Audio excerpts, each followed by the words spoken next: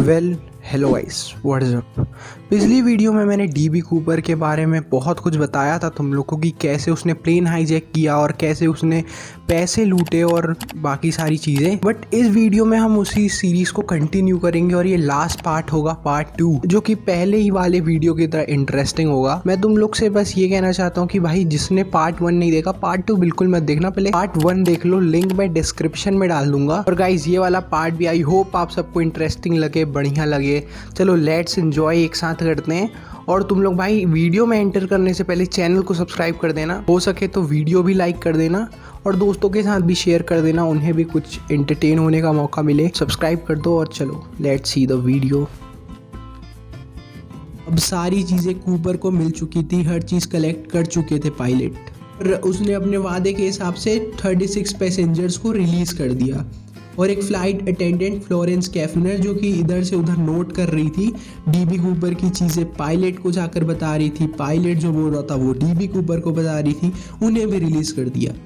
But उसने कुछ flight attendant को अभी भी नहीं छोड़ा था। फ्लाइट में बस 4 क्रू मेंबर्स थे, 2 पायलट, एक फ्लाइट इंजीनियर और एक फ्लाइट अटेंडेंट। प्लेन का फ्यूल खत्म हुआ और प्लेन में फ्यूल डलवाने के लिए पायलट ने परमिशन ली डीबी कूपर से और वो सीधा प्लेन लैंड कर गया मैक्सिको सिटी पे। जब वो रिफ्यूल हो गया तो फिर से जर्नी चालू हो गई। एक फ्लाइट अटेंडेंट से कूपर ने ये भी पूछा कि ये एयरप्लेन का डोर कैसे खुलता है।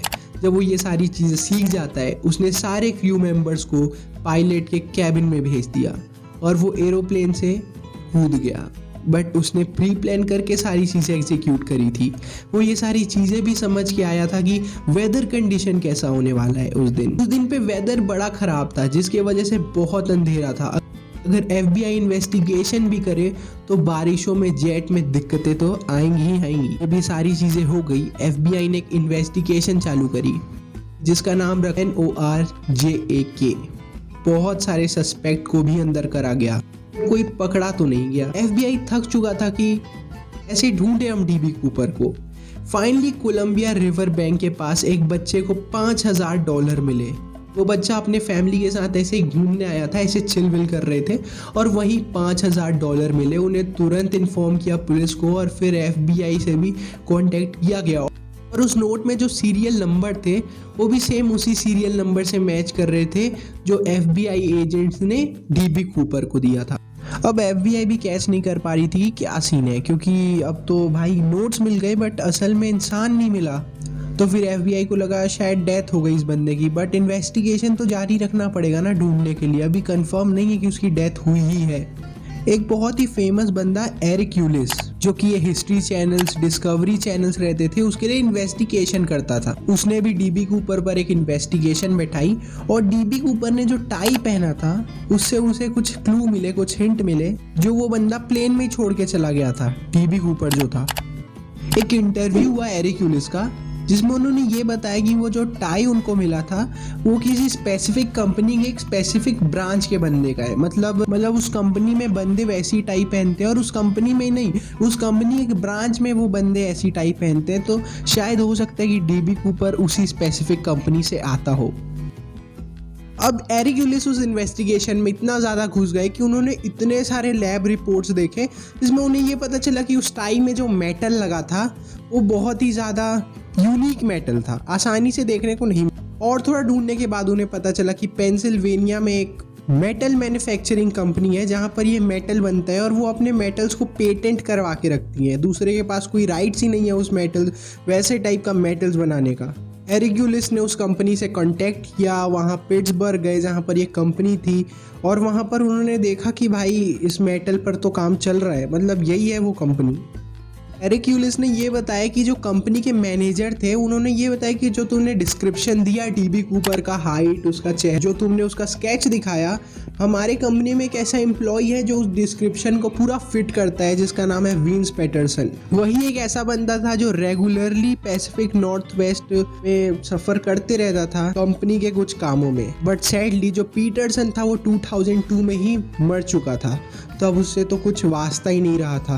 बट अब डीबी कूपर पे वीडियो है तो उनके बारे में भी हम थोड़ी बात कर लेते हैं। अब देखो, अगर डीबी कूपर उस पैराशूट लैंडिंग में सरवाइव कर गए होंगे तो भाई वो बहुत ही ज़्यादा हैरानी वाली चीज़ होगी।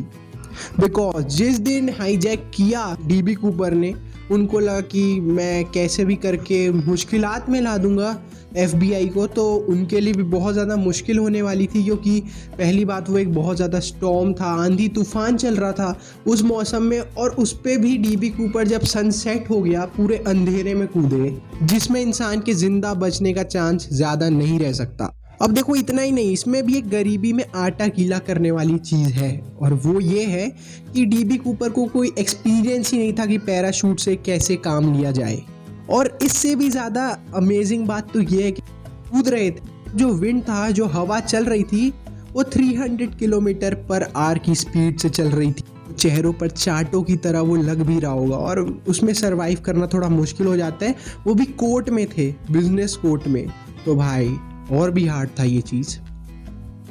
FBI ने इतनी सारी इन्वेस्टिगेशन की, इतनी सारी मेहनत की, एरिक यूलिस ने भी कहाँ ना कहाँ घूमे, उनके बारे में पता किया, बट कहीं पर भी कुछ नहीं मिला। और ऑफिशियली जुलाई 2016 में FBI ने ये अनाउंस कर दिया कि भाई अब DB कूपर का केस नहीं चलेगा और ज़्यादा, क्योंकि इसका कुछ हो ही। इसका मतलब ये है कि FBI ने केस ही सॉल्व नहीं करा, DB कूपर का अनसॉल्व रह गया। तो नहीं भाई, ये थ्योरी पर चला गया कि जो जितने हार्ड कंडीशंस थे, जितने हार्ड वेदर कंडीशंस थे DB कूपर के लिए, उसमें किसी भी नॉर्मल आदमी का सरवाइव करना मुमकिन ही नहीं था। तो DB कूपर भी नहीं रहे, उनकी डेथ हो गई उस जंप में, और यहीं पर जाकर ख़त्म कर दिया गया नॉरजैक, जो कि FBI ने इस केस का नाम रखा था। तो गाइज यही है DB कूपर की पूरी स्टोरी की। DB कूपर कैसे प्लेन को हाईजैक करने गए, कैसे उन्होंने दिमाग लगाया, बट लास्ट में वही है, नहीं सरवाइव कर पाए। बट मास्टरमाइंड थे, कहीं ना कहीं चूक गए, बट मास्टरमाइंड तो थे वो। DB कूपर के जाने के बाद जो एयरपोर्ट की सिक्योरिटी हर जगह रखी जाने लगी, वो तो नेक्स्ट लेवल थी। वही है ना दोस्तों, किसी बंदे के जाने के बाद, एक बड़ी सबक मिलने के बाद, लोग और भी ज़्यादा चौकन्ना हो जाते हैं। तुम लोग कमेंट करके बताना तुमको कैसी लगी वीडियो। अगर अच्छी लगी तो सब्सक्राइब मारना चैनल को, और भाई ऐसे ही प्यार देते रहो भाई को। मिलेंगे नेक्स्ट वीडियो में जल्दी, तो भाई चिल मारो, एकदम बढ़िया से रहो, और भाई थोड़ा देखते रहो वीडियो को, सब्सक्राइब भी करो, और मिलते हैं जल्दी नेक्स्ट वीडियो में। तब तक के लिए बाय बाय गाइज।